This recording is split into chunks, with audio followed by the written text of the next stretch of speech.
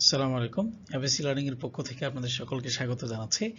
আজকে আমরা ইংরেজির একটি গুরুত্বপূর্ণ গ্রামাটিক্যাল বিষয় সেটা নিয়ে আলোচনা করব, সেটা হচ্ছে ডিটারমাইনার বা ডিটারমিনার। তো আপনারা দেখতে পাচ্ছেন ডিটারমিনার সম্পর্কে আমরা একটা স্লাইড আপনাদের সামনে উপস্থাপন করেছি।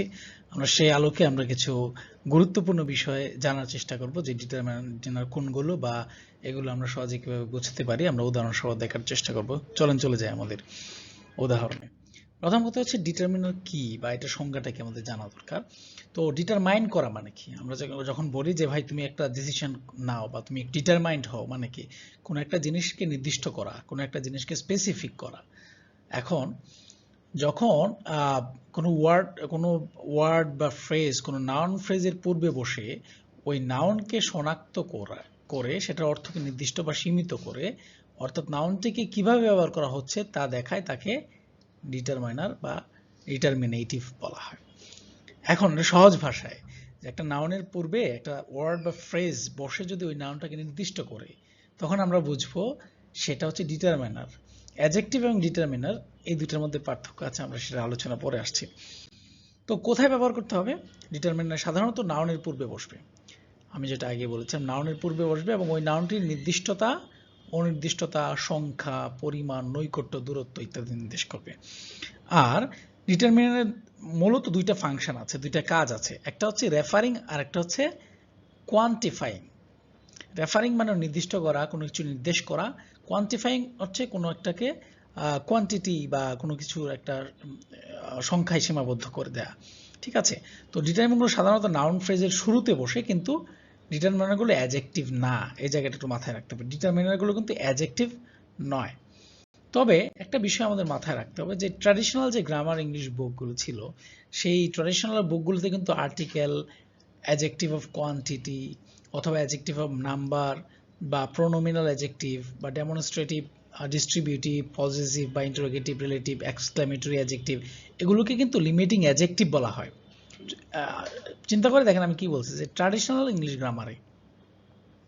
তো বর্তমানে আমরা যদি মডার্ন ইংলিশ গ্রামারগুলোর কথা জানি, যে মডার্ন যে ইংলিশ গ্রামারগুলো আছে সেগুলো কিন্তু ডিটারমাইনার বলা হয়। আমরা যেগুলোকে বলেছি যে লিমিটিং অ্যাডজেক্টিভ, এগুলো কিন্তু মডার্ন ইংলিশ গ্রামারে এগুলো হচ্ছে ডিটারমিনার। তো ডিটারমিনারগুলো এখন আর অ্যাডজেক্টিভ নয়।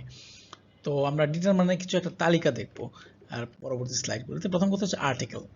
আর্টিকেল দিয়ে আমরা কি করি? আর্টিকেল দিয়ে আমরা একটা নির্দিষ্ট করি এ এন্ড দি। আমরা এ এন্ড দি কি বলি? এন দি সাধারণত আমরা এই যে দায়ের উচ্চারণটা একটু মাথায় রাখতে পারি। এটা হচ্ছে যে যদি ভাওয়েলের পূর্বে আসে তার উচ্চারণ হবে দি। যেমন দি ইন্ডিপেন্ডেন্ট একটা পত্রিকার নাম, দি ইন্ডিপেন্ডেন্ট। কিন্তু কনসোনেন্টের পূর্বে আসলে আমরা বলবো দা ডেইলি স্টার।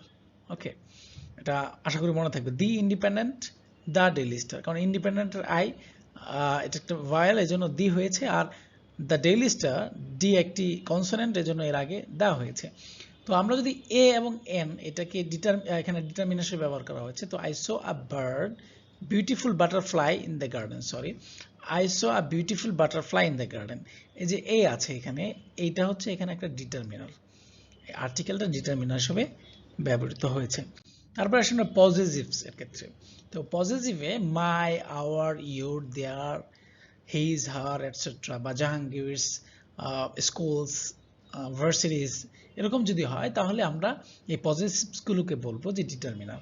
তো হার cat is here, her is determiner. তো her cat chased its tail in circles, amusing both the children and the adults.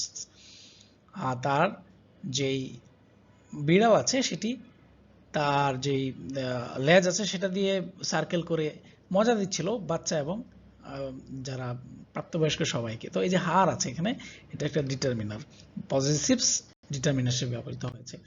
তারপরে আসি ইন্টারোগেটিভস। হোয়াট, হুইচ, হোজ, এগুলো সম্পর্কে আমরা জানি, এগুলো ইন্টারোগেটিভস। তো এই ইন্টারোগেটিভস গুলো কখনো কখনো ডিটারমিনার হয়।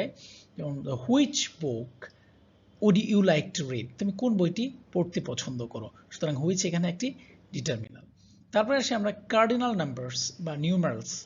তো কার্ডিনাল নাম্বারস কোনগুলো? আমরা যে 1 2 3 4 5 6 7 এভাবে এই নাম্বারগুলোকে বলে কার্ডিনাল নাম্বার। তো সংখ্যাবাচক যে সমস্ত ইয়েগুলো আছে, নাম্বারগুলো আছে, আমরা সেগুলো বলি কার্ডিনাল নাম্বার। তো আই বট 5 books, তো বুকস নাউন এর আগে 5 আসছে, এটা একটা ডিটারমিনার হিসেবে ব্যবহৃত হয়েছে এবং এটা cardinal number. I bought 5 books from the bookstore yesterday, আমি গতকালকে বুক স্টোর থেকে বা বইয়ের দোকান থেকে 5টি বই কিনেছি।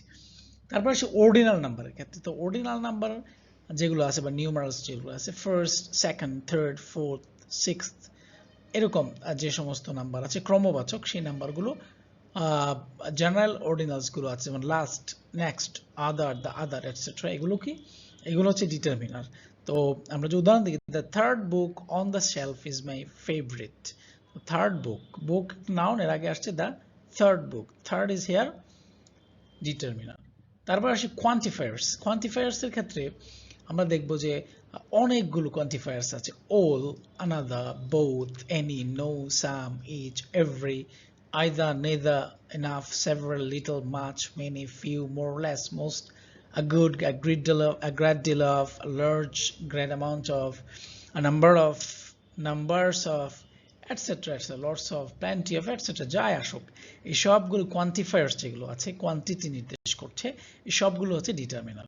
ওকে, তো ডিটারমিনারকে উদাহরণ যদি আমরা দেখি, the teacher asks the students to complete all of their homework assignments by tomorrow. কালকের মধ্যে টিচার স্টুডেন্টদেরকে বলেছে তাদের যত হোমওয়ার্ক আছে সেগুলো বা অ্যাসাইনমেন্টগুলো আছে এগুলো শেষ করার জন্য। তাহলে অল এখানে একটা ডিটারমিনার হিসেবে ব্যবহৃত হয়েছে।